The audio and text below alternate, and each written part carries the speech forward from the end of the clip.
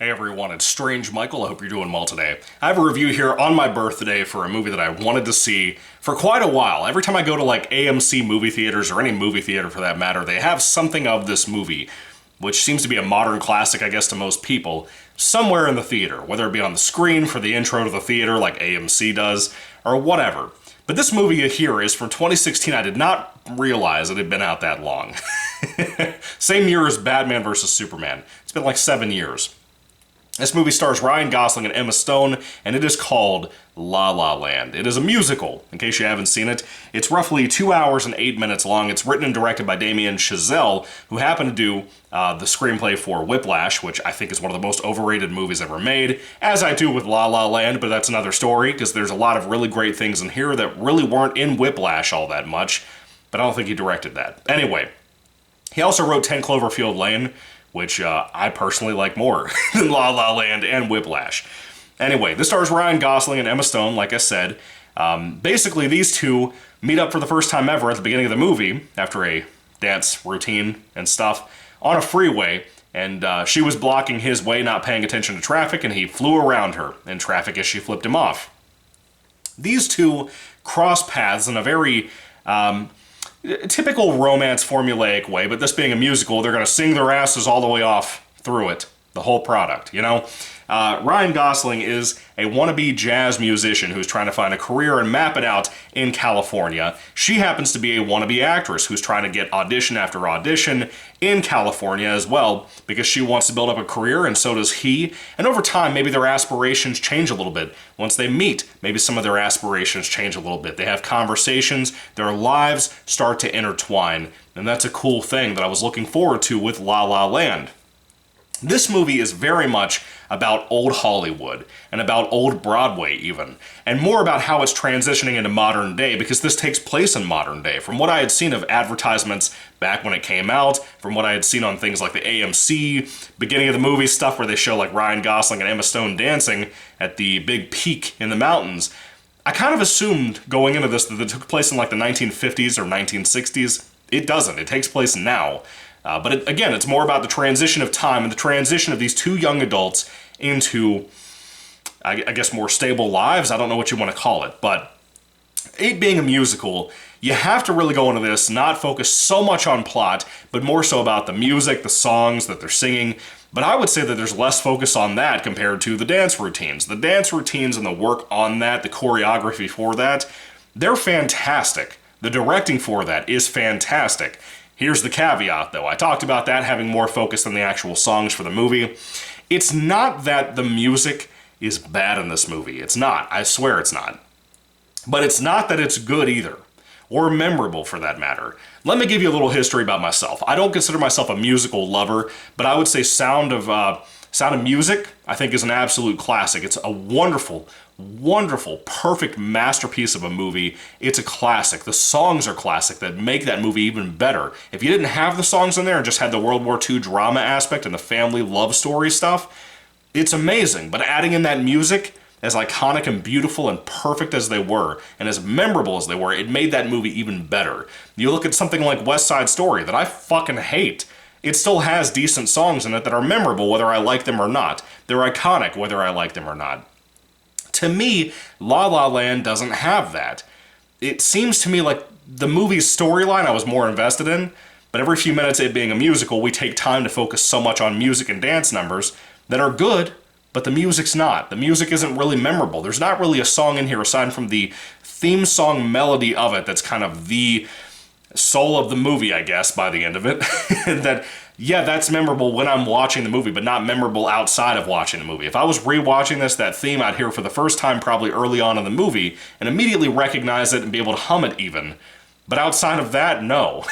Like, that's the saddest part about La La Land. I was going into this on my birthday, like I said, hoping that this would be something as special as people have made it out to be. I've been waiting forever for this to show up on fucking like Tubi or somewhere, and it happened to be on Netflix, so I watched it.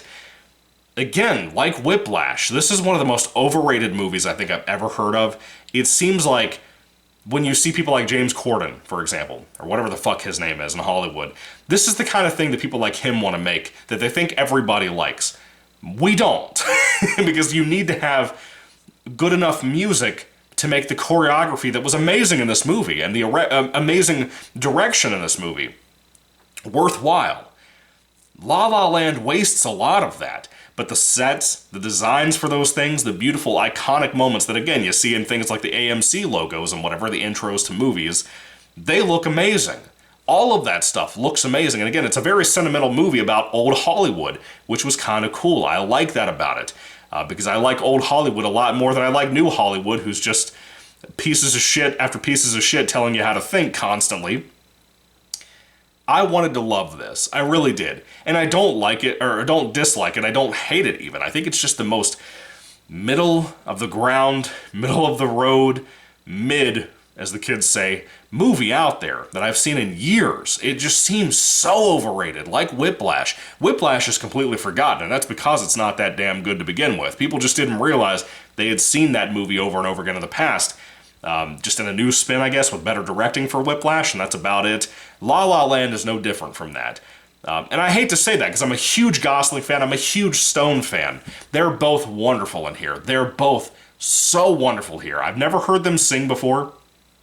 I've never seen these two perform such a traditional type of movie, which was impressive. I liked that about it. I think they're both good at it. And I thought for sure going into this that Gosling would kind of stand out as not fitting into this kind of thing, but he totally does. He pulls it off, man. I don't really have anything else to say. It's such a letdown.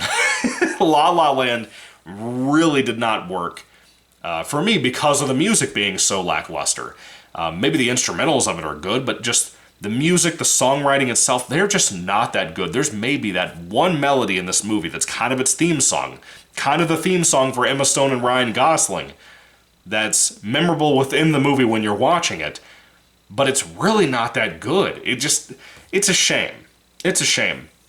Because I can go back and watch Christmas specials that were shitty, low-budget Christmas specials that were not Rankin and Bass quality, and I can find better musical songs and themes from the 70s and 60s and fucking 50s that stand out more than this, that were not from big companies whatsoever like Disney. And that's a shame. I don't know what happened to musicals. I don't know. I like musicals when they're good, when they're really good. Les Miserables, even the newest version, was amazing. I really enjoyed it. But being a movie fan, I don't mind musicals. But these just drop the ball, man. Modern musicals, it's that weird... And there's another thing here to go with the writing compliments, I guess, or I guess in this case a complaint about the writing. Postmodernism. I don't mean to get political, but postmodernism ruins things. It really does, and I stand by that. I said that recently about the new serial killer slasher movie called Totally Killer, which I was looking forward to after I had seen people's reviews about it. It sounded like it would be right up my alley. And the postmodernism of our current day presentism bullshit ruined that movie. Postmodernism ruined La La Land, I think, in a lot of ways, because you can't just have a truly satisfying ending. It just has to have all of this shit tacked on that you didn't need. You didn't need to spend another 10 minutes doing what they fucking did at the end of this movie. Not going to spoil it for you, but it wasn't necessary. It just wasn't, in my personal opinion. And it kind of ruined La La Land a little bit, because by the end of it, it was such a bittersweet movie that I was like, why the fuck would you make this? Why would you not, as traditional as you're being, and with a transitional period, you could have made this work so much better by being more traditional at the end of it, to really make a point, you know, about how things had changed so much, but things really don't change that much. And they didn't go that route. It really, really surprised me. But anyway, without getting into spoilers and all of that, La La Land was kind of a disappointment. For somebody who's wanted to see it for so long and who finally got a chance to check it out on my birthday of all days, which tells you I thought this was going to be a really special movie, it let me down, man. I'm really surprised when this came out how many people raved over this movie. This was overrated as fuck. I'm sorry, but it is. I feel bad about saying that, but it totally is. I'm not going to lie to you about my honest opinion about it. This is not even on the quality of something like West Side Story, even though I think the story is better here. And I think the acting is better here, obviously. But that's just me. That's just my personal opinion. I'd love to hear what you have to say about musicals, postmodernism, and La La Land down in the comment section down below. Let me know what you think about every part of this film.